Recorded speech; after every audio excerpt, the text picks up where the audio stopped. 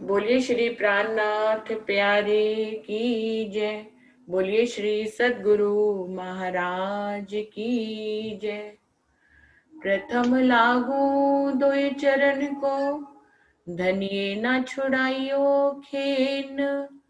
लाख तली लालेड़िया, मेरे जीव के ही जीवन। इन पाँव तले पड़ी रहूं, धनी नजर खोलो बातून।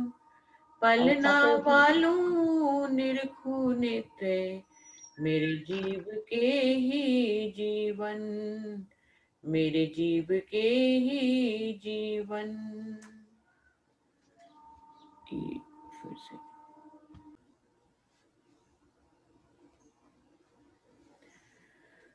सागर ग्रंथ का चौथा सागर जो है युगल स्वरूप के श्रृंगार का, उसमें श्यामा महारानी का दूसरा श्रृंगार चल रहा है सुंदर साथ जी। और कल जो चौपाई हम लोगों ने छोड़ी थी वहां से दोबारा से लेते हैं। अनेक गुण इन नैनों में गिनती ना होवे ताए, सुख देत अलेखे सबो अंगो, नैना गुण क्यों ए ना गिनाए। तो नैनों का वर्णन चल रहा था। अभी मुखार बिंद की शोभा पे इंद्रावती जी आ गई हैं। क्या कहती हैं? संकुल मुख अति सुंदर, गौर हरवटी सलूक। लाख अधुर दंत देखत, जीव होत नहीं टूक टूक। ये श्यामा महारानी का जो मुखार बिंद है वो बहुत ही सुंदर है। वहां का अंग तो सारे ही गोरे हैं। तो क्या कह रहे हैं? गोरे रंग का है पूरा मुखार बिंद। और हरवटी, जिसको थोड़ी कहते हैं, बहुत ही सुंदर दिखाई दे रही है। होठ है, होठों के अंदर जो दांतों की शोभा है वो देखते ही बनती है, लेकिन होठों और थोड़ी के बीच की जो लाख की शोभा है, ये इस गहराई को जो हंसते समय खिल जाती है। क्या कह रही है इंद्रावती जी की? ऐसी शोभा को देख देख कर और इसका वर्णन कर करके मुझे मेरे जीव जो है वो टुकड़े टुकड़े क्यों नहीं हो जाता है, ऐसे स्वरूप का वर्णन करते हुए। मुख चौक अति सुंदर दो गाल, कही न जाए छवि सलूकी, निपट उज्जवल माहे लाल।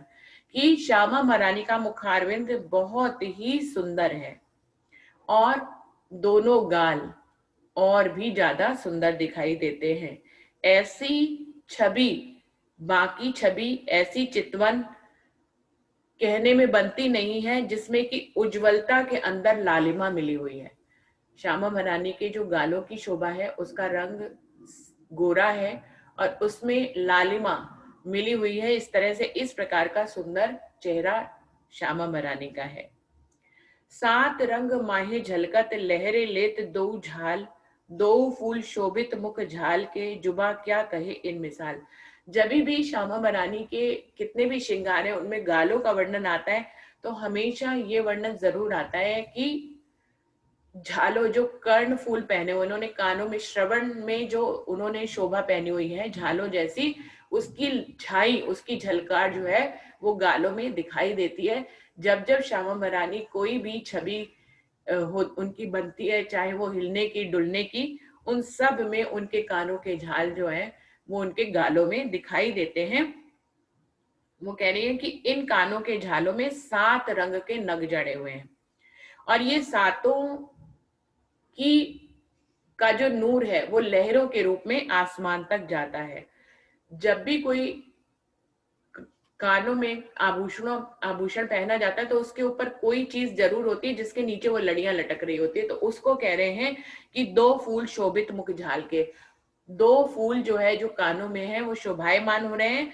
जुबा क्या कहे इन मिसाल, जिसके नीचे लड़ियां हैं, जो कह रहे हैं इनकी मिसाल आपको कहां से दो। इंद्रावती जी कह रही है इतने सुंदर उनके श्रवण में झाले पहने हुए हैं, जिनकी झाई, जिनकी झलकार जो है वो उनके गालों में दिखाई दे रही है। फिरते मोती शोभित माहे मानिक पांच कुंदन, हीरा लसनिया नीलवी सातों अंबर करे रोशन। जो ऊपर की तरफ की आकृति है टॉप्स जैसी, जिसके नीचे कई लड़ियां लटकी हुई हैं, उसमें सात रंग की, सात नगों की शोभा है। जो कि सात रंग कौन कौन से? एक तो मोती है, मानिक, पांच कुंदन, हीरा लसिनिया नेल्वी, ये 7 नग जड़े हुए हैं और इनकी झलकार जो है वो आसमान तक दिखाई देती है। हेम नंग नाम लेत हूँ जानो के पहने बनाए, एविद अर्ज में है नहीं जुबा सके न सिफत पहुंचाए। वो कह रहे हैं अगर मैं परम धाम के अर्श के किसी भी सोने चांदी या नगों का नाम लेती हूँ, इंद्रावती जी कह रही हैं, तो ऐसे ही आपको सुन के प्रतीत होता होगा कि जैसे कि इनको पहना गया है, इनको बनाकर घड़ा गया है इनकी आकृति को और फिर इनको पहना गया है, लेकिन एविद अर्थ में है नहीं। वो कह रहे हैं परम धाम में ऐसा नहीं होता, वहां कुछ भी बनता और मिटता नहीं है, वहां हमेशा सर्व सदा रहता है। राजी महाराज के और श्यामा महारानी के ये अंगों की शोभा है जो कि आपकी इच्छा अनुसार बदल जाता है और शोभा को धारण करता है, वो कभी भी कोई भी उसको घड़ता या बनाता नहीं है। तो इंद्रावती जी कह रही है कि ऐसी सुफत को इस जुबान से कहना संभव नहीं है। कई रंग करे एक खिन में, नई नई जुगत दिखाए, सोए हमेशा सबो अंगों पहने शोभित चित चाहे। अर्श की खूबियों का वर्णन कर रहे हैं कि एक पल में अनेकों रंग बदल जाते हैं नगों के, हर नग नई नई जुगत से एक एक पल में नई नई छवि नई नई आकृतियों को धारण कर लेते हैं और ये हमेशा ही अंगों पे सुशोभित रहते हैं, इनको कोई भी उतारता या पहनाता नहीं है।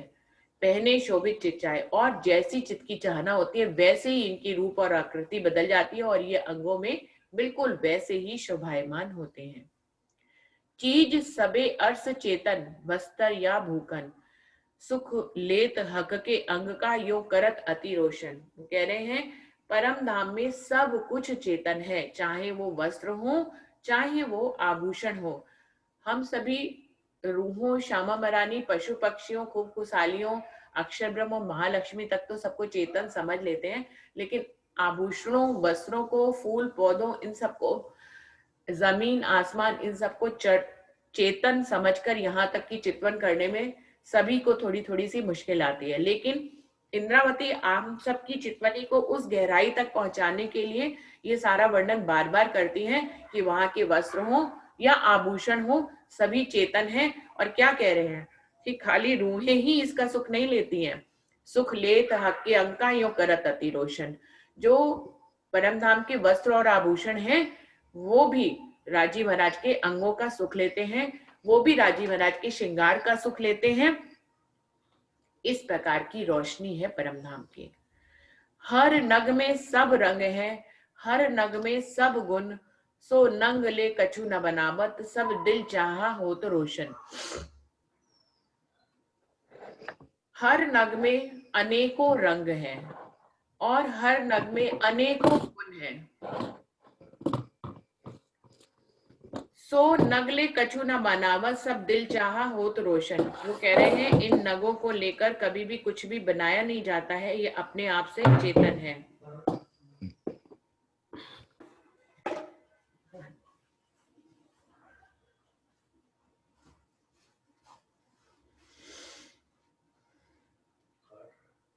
सभी क्या कह रहे हैं आगे, चीज सबे चेतन वस्त्र या भूखन, सुख लेत हक के अंका यो करत अति रोशन।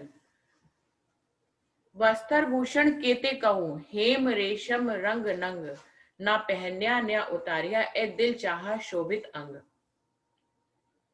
वो कह रहे हैं परम धाम के वस्त्रों और आभूषणों की खूबियों के बारे में आपको कितना बताऊं।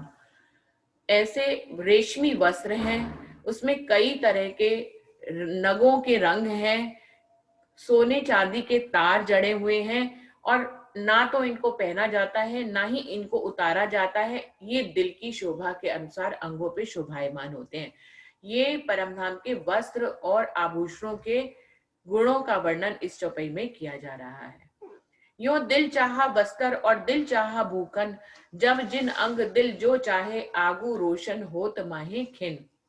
इस प्रकार से वस्त्र हो या आभूषण हो दिल की चाहना के अनुसार ही बन जाते हैं, जब जिन अंग दिल जो चाहे आगू रोशन हो तमाइकिन। और ये रूहों की चाहना से ही नहीं, यहाँ पे बहुत ही गहराई से क्या वर्णन कर रहे हैं, जब जिन अंग दिल जो चाहे आगू रोशन होत माइखिन। रूहों की चाहना के अनुसार उनके अंगों की ऊपर वस्त्र और आभूषणों की शोभा तो बदल ही जाती है, लेकिन अंगों की भी अगर चाहना होती है तो बिल्कुल वैसे ही वस्त्र और आभूषण बदल जाते हैं। तो यहाँ पे अंगों की चेतनता के बारे में भी बताया है। सुंदर स्वरूप छवि देख के फेर फेर जाऊं बलबल, जो रूह होवे अर्ज की सो याही में जाए रल गल। ऐसी सुंदर छवि श्यामा महारानी की देख कर इंद्रावती जी कह रही हैं कि मैं उनकी बार बार वारने जाती हूँ, बार बार उनके ऊपर निछावर हो रही हूँ। क्या कहती हैं कि अगर परमधाम की जो रूह होगी वो ऐसी सुंदर छवि को देखकर उसी में ही रल मिल जाएगी, उसी में ही फना हो जाएगी, जैसे कि मैं फना हो रही हूँ। नरम लाख अति बारीक, पेट पासली अति गौर, ए छवि रूह रंग तो कहे जो होवे अर्स सहूर। श्यामा मलानी की जो पेट और पासलियों का हिस्सा है उसमें जो लाख गहराई का हिस्सा है जिसको कि कमर कहते हैं, बहुत ही उज्जवल और गोरा है। और श्यामा महारानी की ऐसे कमर लाख को देखकर, ऐसी छवि को देखकर जो परमधाम की रूहें हैं वो इसको सहूर करेंगी और इसको अपने चित्त में धारण करेंगी। ऐसा इंद्रावती जी कह रही हैं कि ऐसी सुंदर छवि को देखकर, ऐसी कमर की गहराई को देखकर परमधाम की रूहें उसमें खो जाएंगी, इस छवि को अपने हृदय में अंकित करेंगी और अर्श का सहूर से वो इसको अपने दिल में बसाती चली जाएंगी। बलबल जाऊं मुख सलूकी, बलबल जाऊं रंग छब, बलबल जाऊं तेज ज्योत की, बलबल जाऊं अंग सब। क्या कह रहे हैं, मैं श्यामा मरानी की मुख की सलूकी पे बारी बारी जाती हूँ, मैं उनके जो उनके अंगों का जो रंग है उज्जवल जिसमें लालिमा मिली हुई है, ऐसे रंग और ऐसी छवि पर मैं वारी वारी जाती हूँ। मैं उनके ऐसे नूर पे वारी वारी जाती हूँ और मैं उनके सभी अंगों पर वारी वारी जाती हूँ, क्योंकि इंद्रावती जी ने तो अपने दिल में सब कुछ सहूर करके वैसे ही बसा लिया है। ये सारे संदेश हमारे सब सुंदर साथ के लिए हैं कि हम कैसे सहूर करें श्यामा मरानी के श्रृंगार का और उसको अपने दिल में बसाएं और कैसे उस पे वारी वारी होकर फना हो जाएं। श्याम चोली अंग गौर पर शोभा लेत अतंत, सोहे बेली कटाव जुबा कहा कहे सिपत। श्यामा महारानी की चोली का रंग जो है, जो ब्लाउज का रंग है, वो श्याम रंग का है। और इस दुनिया में भी श्याम और श्वेत का कॉम्बिनेशन बहुत ही सुंदर माना जाता है, बहुत ही अच्छा और आकर्षित, दिल को लुभाने वाला होता है। बिल्कुल ऐसे ही कह रहे हैं कि श्यामा महारानी के अंग तो उज्जवल गोरे रंग के हैं और ऊपर से श्याम रंग की उन्होंने कंचुकी ब्लाउज पहना हुआ है, जो कि बहुत ही शोभा है, इसकी बहुत ही अत्यंत शोभा को धारण किया हुआ है। और सोहे बेली कटाव जुबा का कहे सिपत, इस श्याम रंग की चोली पर अनेक तरह की बेलियां और कटाव बने हुए हैं, जिनकी सिफत का वर्णन इस जुबान से नहीं हो सकता है। मोहरी पेट और खड़पे, चोली नकश कटाव, बाजू खबे उर ऊपर मानो के फूल जड़ा। ब्लाउज का जो हिस्सा जो कि कमर पर आता है उसको मोहरी करके कहा गया। देखिए, मोहरी दो ढंग को कह सकते हैं, एक तो बाहों के की जो मोहरी होती है उसको कहेंगे, या फिर जो कमर के चारों तरफ ब्लाउज का हिस्सा है उसको मोहरी कहते हैं। तो मोहरी पेट और खड़पे, पेट के ऊपर जो उनकी मोहरी ब्लाउज की शोभायमान है। चोली नकश कटाव, उनकी चोली का हर हिस्सा जो है वो नकश नक्काशी और कटाव से, बेलों से भरा हुआ है, पूरा जड़ा हुआ है। और ब्लाउज के बाजू और ये वाले हिस्से को यहाँ तक, और यहाँ हृदय, ऊपर हृदय के ऊपर जो हिस्सा आता है उन सब के ऊपर फूलों का जड़ाव है और बेलियों का जड़ाव है। 5 हार अति सुंदर, हीरे मानिक मोती लसन, नीरवी हार आसमान लो, जंग पांचों करे रोशन। 5 हार श्यामा महारानी के, पहले वो 5 हार का वर्णन कर रहे हैं कि श्यामा महारानी के ऊपर ये जहां ब्लाउज पहना हुआ है और गर्दन से लेकर यहाँ तक उन्होंने 5 हारों की शोभा आई हुई है, जो कि हीरे का है, मानिक का, मोती का, लसनिया का और नीलवी का हार है। और इन पांचों का यदि जंग, इनका नूर अगर देखना है, इंद्रावती जी कह रही है, तो आपको अपनी चितवनी को आसमान तक ले जाना होगा, जहां पर ये पांचों नग की नहरें आपस में जंग करती हैं। इन नंगो जोत तब पाइये जब नजर दीजिए आसमान, सब जोत जंग करत है कोई सके न काहू भान। वही बात दोबारा से कह रहे हैं कि इन पांचों हारों के जो नग जड़े हुए हैं अलग अलग, जो अलग अलग नगों के ये जो हार हैं, इनकी शोभा को यदि देखना है, इनके नूर को देखना है, तो आपको अपनी नजर आसमान तक ले जानी पड़ेगी, जहां पर ये आपस में जंग करते हैं और कोई भी किसी को झुका नहीं पाता है, कोई भी किसी से कम नहीं है। जो नग पहले देखिए पीछे देखिए आकाश, तब यही की जोत बिना और पाइए नहीं प्रकाश। वो कह रहे हैं अगर आप पहले नगों को देखें और फिर आसमान की तरफ इनकी शोभा, इनके नूर को देखें, तो आपको इसकी रोशनी के अलावा पूरे परमधाम में कुछ भी दिखाई नहीं देगा। उनकी नगों की रोशनी पूरे आसमान और जमीन में पूर्ण परमधाम में फैल जाती है, तो हमारी निगाहों को, हमारी नजरों को इन पांचों नगों के अलावा कुछ भी दिखाई नहीं दे सकता, इतना इनका नूर है। बीच हारों के दुगदुगी, पांच पाने हीरे नंग, माहे लसनिया नीलवी, करे पांचों आपस में जंग। इन पांचों हारों के जो पेंडल है, जो दुगदुगी है, उसमें कितने नग? 5 नग जड़े हुए हैं। 5 पन्ना, हीरा, लसनिया और नीलवी, ये 5 नग के नग जड़े हुए हैं दुगदुगी में। पांचों हारों के ऊपर दोरा देखत जड़ाव, कई बेल फूल पात नकस कयो न जाए जड़ाव। सभी हारों के ऊपर दोरे की शोभा आई हुई है, जो जड़ा हुआ है। सब हारों के ऊपर दोरे की शोभा को एक तरह की कांगरी होती है, जो हर हार के चारों तरफ जो किनारी होती है, जो उसका बॉर्डर टाइप का होता है, उसको डोरा कहते हैं। ये डोरा जो है वो जड़ा हुआ है, हार तो जड़े हुए हैं, लेकिन उनकी जो किनारे का बॉर्डर है, जिसको दोरा कहा गया, वो भी जड़ा हुआ है, जिसमें कई तरह के बेल फूल पत्तों की नक्शकारी है और इतने सुंदर कटाव है, इंद्रावती जी कह रही है कि उसका वर्णन नहीं हो सकता है। तो ऐसा बॉर्डर हर हार के ऊपर है, हर जो उन्होंने पहना हुआ है सभी हारों के ऊपर ये डोरे के कटाव की शोभा है। मोती मानिक पाने लसनिया, 5 हेम पुखराज, और भूकन कई शोभित रया, सब पर डोरा विराज। वो कह रहे हैं मोती का हार हो, मानिक का हो, पन्ना का, लसनिया का, 5 का, या फिर पुखराज का हो, चाहे कोई भी आभूषण हो, सभी के ऊपर ये डोरा यानी कि ये जो बार्डर रूप शोभा होती है, ये विराजमान रहता है। काठले ऊपर चोली के, बेल धरत अति जोत, और भी मानिक मोती नीलवी, डोरा तिन पर करे उद्योत।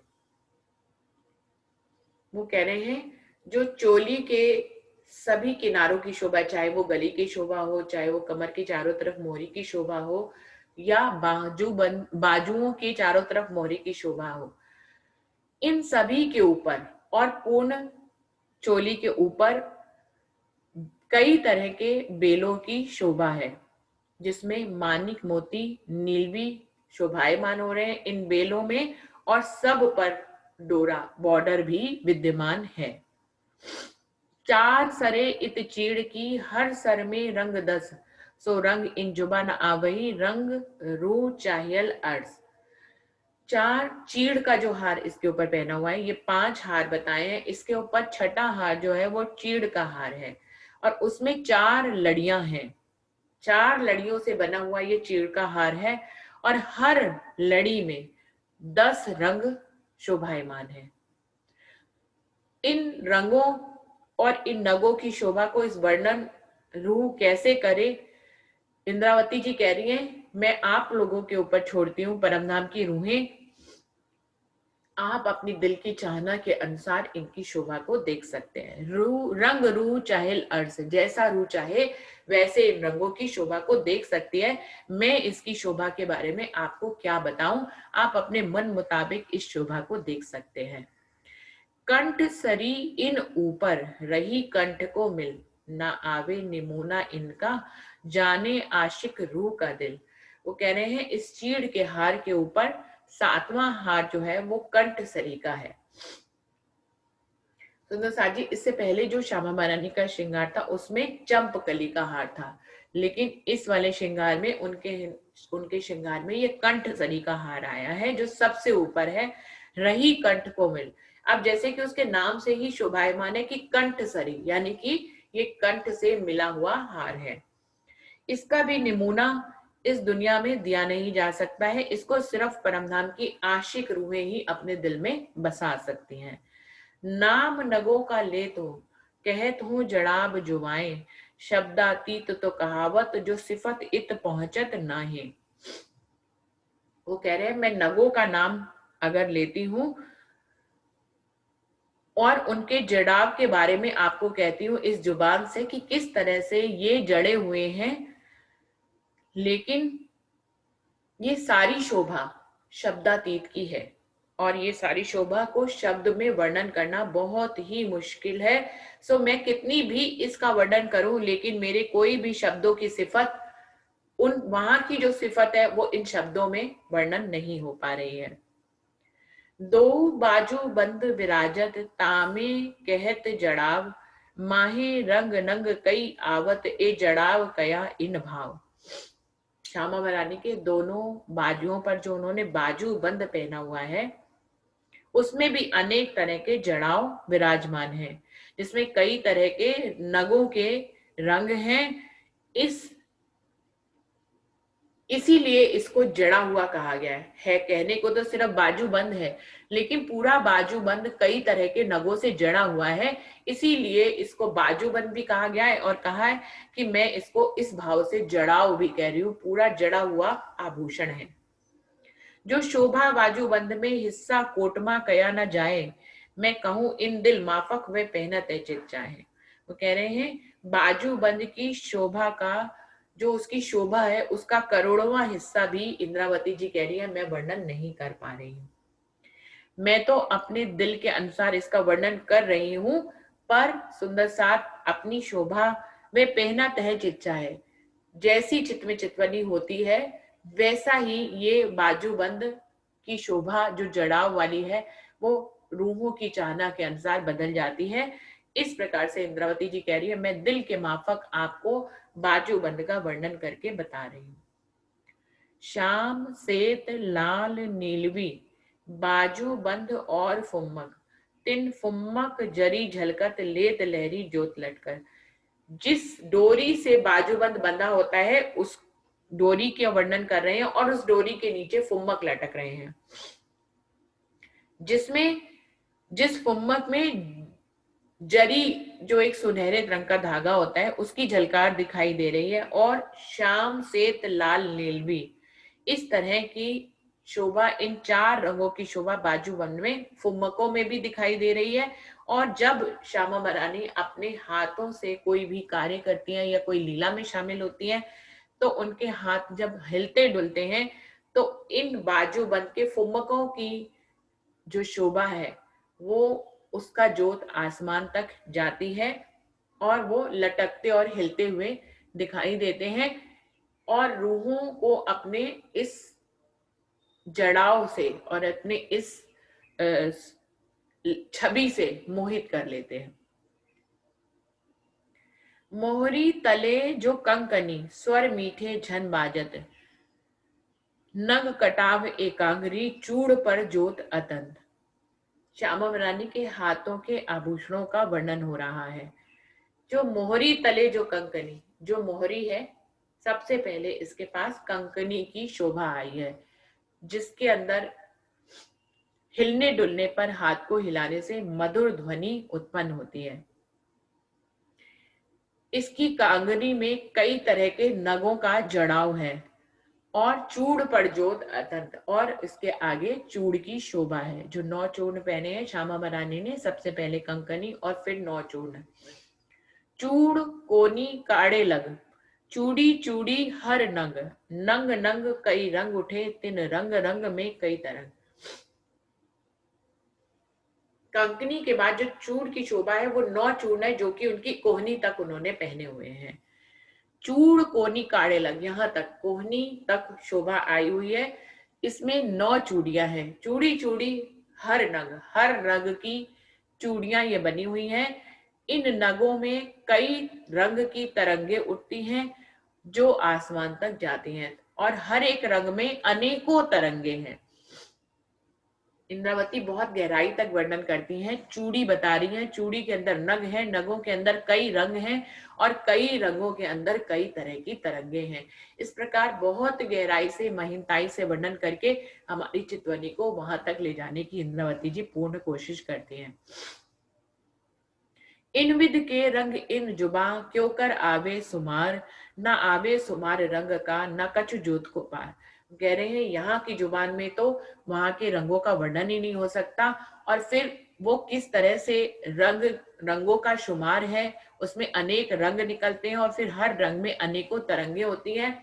इस प्रकार से वहां की ज्योति अपरंपार है, वहां का नूर अपरंपार है। उसकी सिफत को मैं यहाँ के शब्दों में नहीं कह सकती।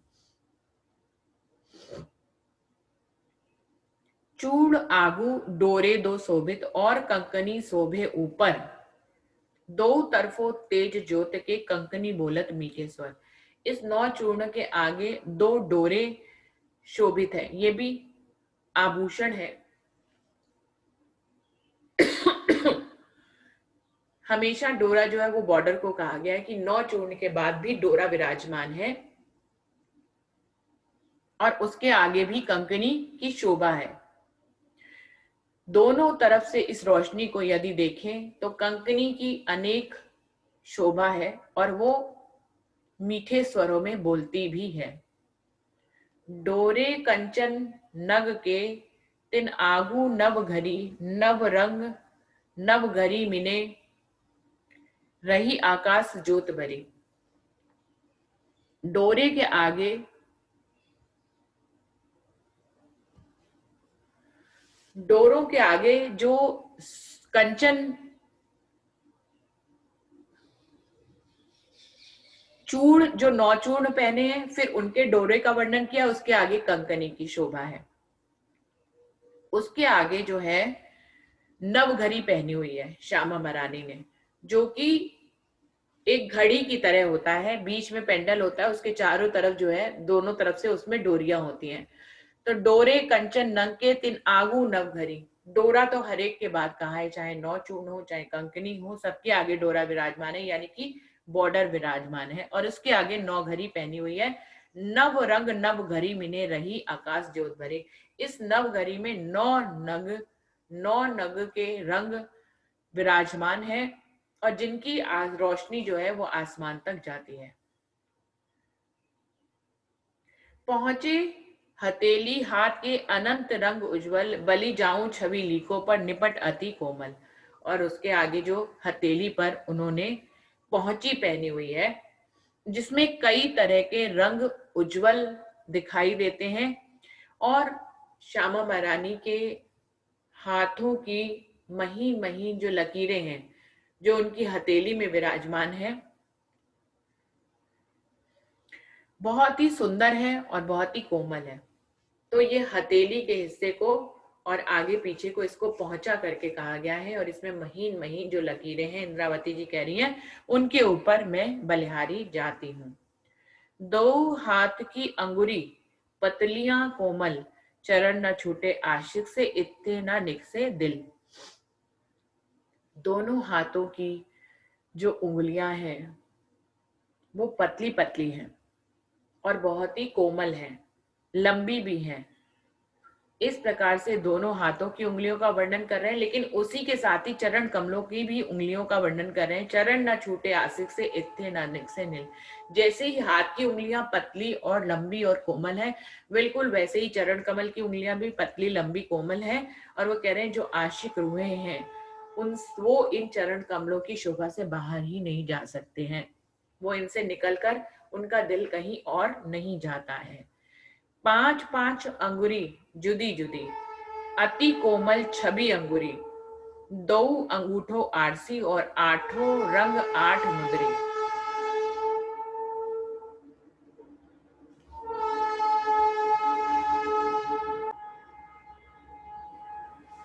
ये 5-5 उंगलियां हैं, एक दूसरे से जुदी जुदी हैं लेकिन जुड़ी हुई भी हैं। बहुत ही कोमल है इन उंगलियों की छवि।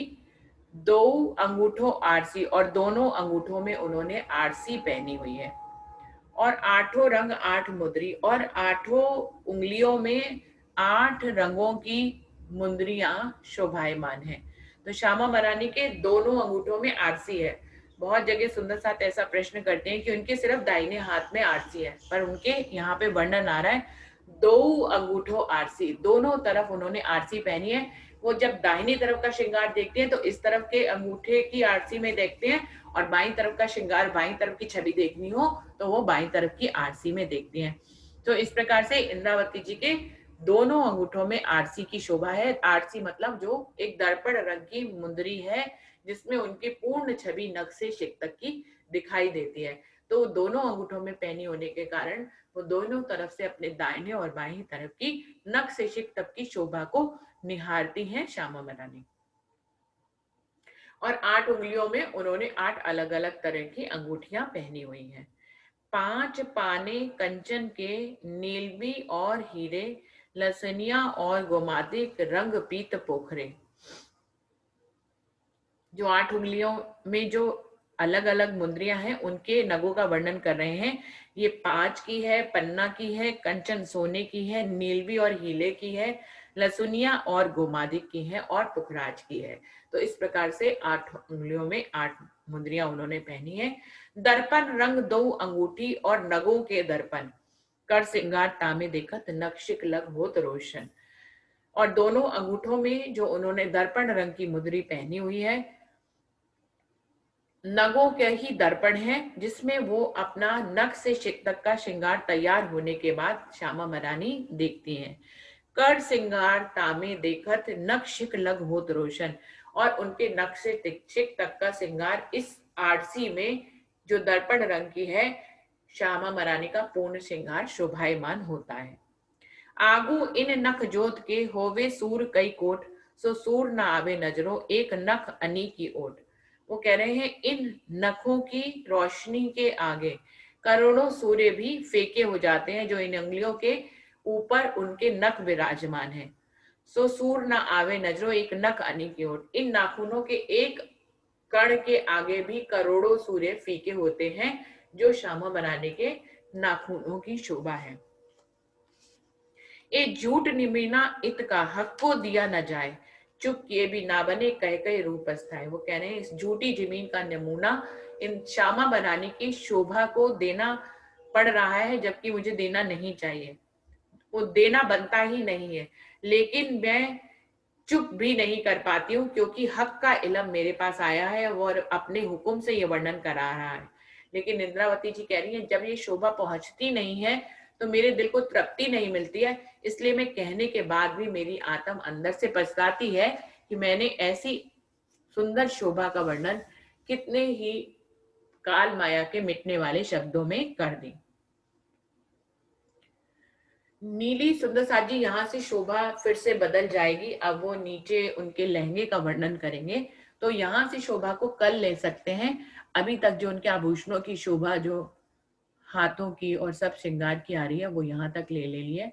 तो समय भी अंत होने वाला है। यहाँ पर चौपाई को हम सब सुंदर साथ दोहराते हैं। ए झूठ निमूना इतका हक को दिया न जाए, चुप किए भी ना बने कहे कहे रूप पछताए, कहे कहे रूप पछताए। बोलिए श्री प्राणनाथ प्यारे की जय। बोलिए श्री सतगुरु महाराज की जय।